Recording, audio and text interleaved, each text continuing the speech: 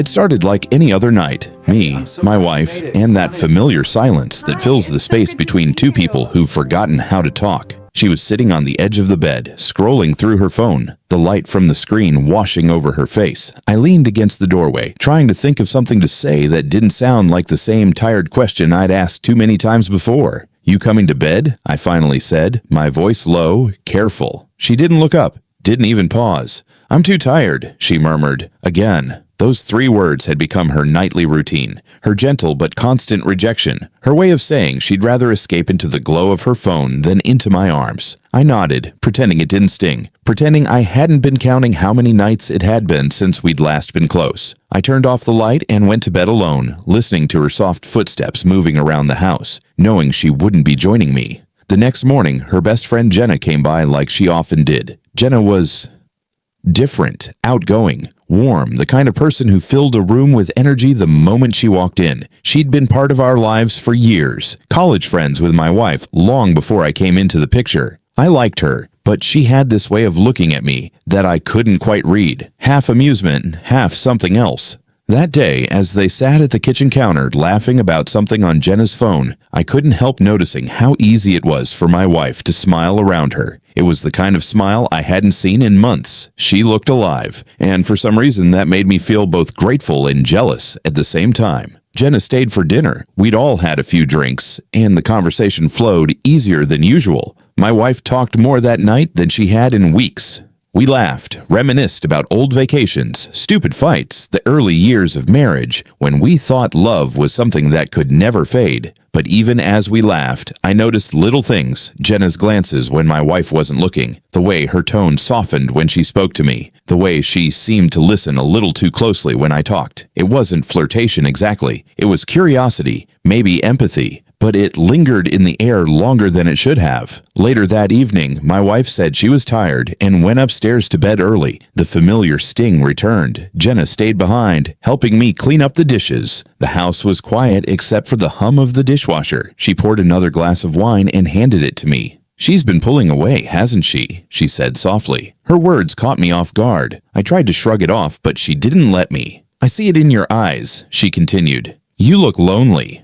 I laughed it off, but the truth hit too close. I was lonely. I'd been lonely for months, sleeping next to someone who felt like a stranger. I told her, maybe for the first time out loud, how it felt. How it wasn't just about intimacy, but about feeling invisible. Jenna didn't interrupt. She just listened, nodding quietly, her expression unreadable. After a long pause, she said something that's been echoing in my head ever since. "You deserve to be seen," she whispered. I looked at her then. Really looked. Her face was close, her eyes soft, and for a moment the air between us shifted. She smiled faintly, almost sadly, then said the words I'll never forget. "I'm not tired." It was like the world stopped. I froze, staring at her, unsure if I'd heard her right. There was no seduction in her tone, no playfulness, just honesty. Raw, quiet honesty. She didn't move closer, didn't touch me. She just looked at me like she was giving me a choice. My heart was pounding so loud I could hear it in my ears. Every part of me wanted to move, to say something,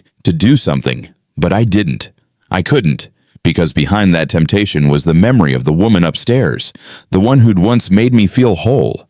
The one who now didn't even see me. Jenna looked away first.